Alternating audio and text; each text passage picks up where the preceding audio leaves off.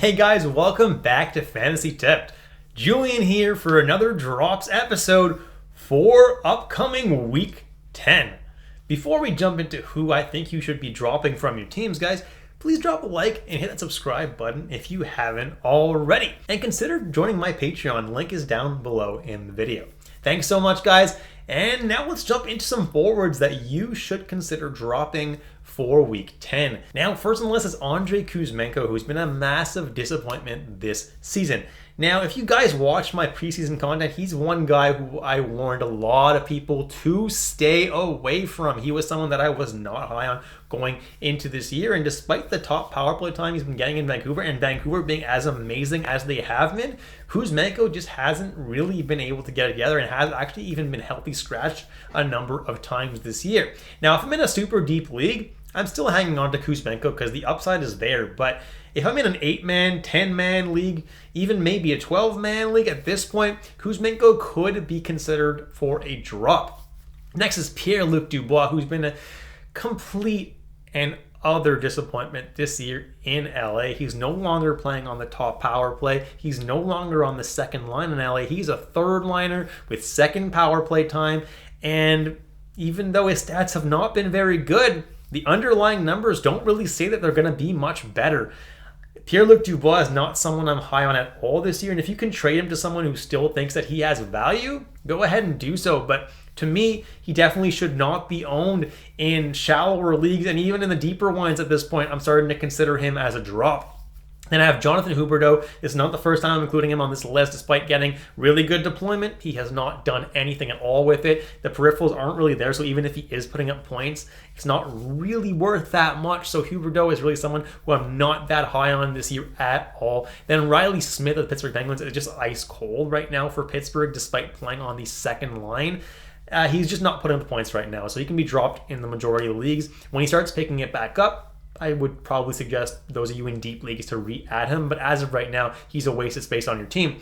And Tyler Bertuzzi still skating on the second line with Tavares and Nylander, but at this point, guys, Bertuzzi's been a massive disappointment all season long, and I don't really see him turning it around at this point, considering he's had plenty of opportunity, and he's just not doing enough to really merit a spot on pretty much any league team. For defense to drop, first on the list is Travis Sanheim, who has now lost his top power play spot to Cam York, who's kind of a sneaky ad right now. If those of you in deep leagues want to be adding Cam York, that'd be a good idea. I would definitely drop Sanheim for Cam York if you have Sanheim. He's not getting the top power play time anymore, and he hasn't really gotten points in a long time. He got an assist recently, but before that, he went many games without really putting up points, and his peripherals have kind of washed up as well. So at this point, Sanheim is a drop, unfortunately. I don't think he's going to be an ad for the rest of the year unless York gets injured or something like that, and he ends up back on power play 1, but even then, he still didn't have much value where he was playing on power play 1, wasn't really scoring many points.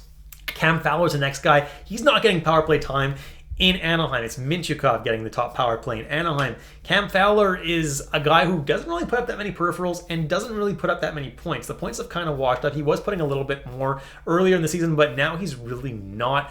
And Cam Fowler is just not really someone I see having that much value in almost any type of league.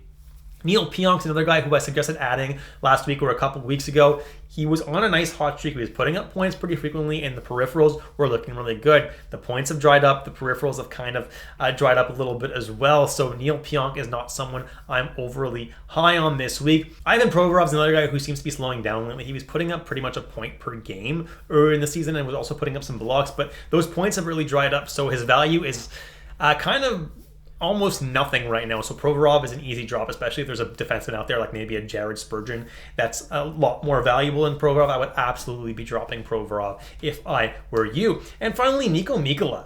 He's up 10% roster in the year, and yeah, he's had a pretty good year by his standards for sure. He's putting up some decent enough peripherals, and he's putting up points more often than you would probably expect him to, but that's something that you can't really rely on all year, and the peripherals are not really enough to really justify owning him in 10% of leagues. If you're in a super deep league, like 20-man, then maybe Niko Mikkola could fit on your roster as a fill-in for, when Florida has a good schedule or something like that. But I'm just not really high on owning him for longer than that, and 10% rostered is a lot. For drops, I have Darcy Kemper. I'm not dropping him if I'm in a pretty deep league. Obviously, there's probably not going to be any better goalies available, so you got to hold on to him and hope that he turns things around, which I do think he will at some point. I do still believe that Darcy Kemper is a good goalie. I just also believe that the Capitals are an awful team defensively, so it really doesn't help Kemper or Lindgren to make saves. But for now, Kemper is a drop if you're in a shallower league. Jonathan Quick is a backup goalie for the New York Rangers. Shesterkin seems to have turned it around a little bit. Quick was getting more starts than he probably would have thought he would get, but Shesterkin seems to be turning things around, so Quick's really only going to be getting the back-to-backs or maybe every third or fourth start, which is not really enough to justify owning Quick in 44% of leagues. Jonas Johansson, don't know how he's still available in 35% of leagues. Vasilevsky is looking good once again, guys, and Johansson's only going to be playing those back-to-back games, so owning him in more than a couple percent of leagues, he just shouldn't be owned, right? Jonas Johansson had a great start to the year. He did really, really good, but with Vasilevsky back, Vasilevsky going to get almost all the starts going forward for Tampa Bay. You definitely can drop Jonas Johansson. And then Semyon Varlamov, who's owned in 32% of leagues. I have a star here because if you're in a categories league, for example, where you just need that one start from him because you have another goalie that's getting you 2 starts per week, Varlamov is putting up good numbers. He's just not starting very often. If you're lucky, he'll start once per week, and in a categories league, that might be enough for you. But if you're in a points-based league and you're waiting all week for him to start his 1 start per week, it's just a waste of a roster spot. There's definitely someone, even a defenseman or a forward, that's going to play 3 to 4 games in a week that's going to do better than Varlamov's 1 game. It's not worth holding Varlamov, and Sorokin seems to be doing a little bit better as of late, so he's definitely not going to get as many starts going forward. And finally, Phoenix Copley of the LA Kings definitely is playing better than he did at the beginning of the season. I'll give him that. But Talbot has been very, very good all year, and he's absolutely the starter in LA. Copley might get slightly more than just the back-to-back starts, but overall, Talbot is getting the majority of the starts, and Copley can be dropped in the vast majority of leagues. And that's it, guys. Thank you so much for watching all the way through. If you enjoyed the content today, please leave a like and hit that subscribe button. I hope I was able to help you today, guys, and I wish you all the best of luck in your next week's matchups.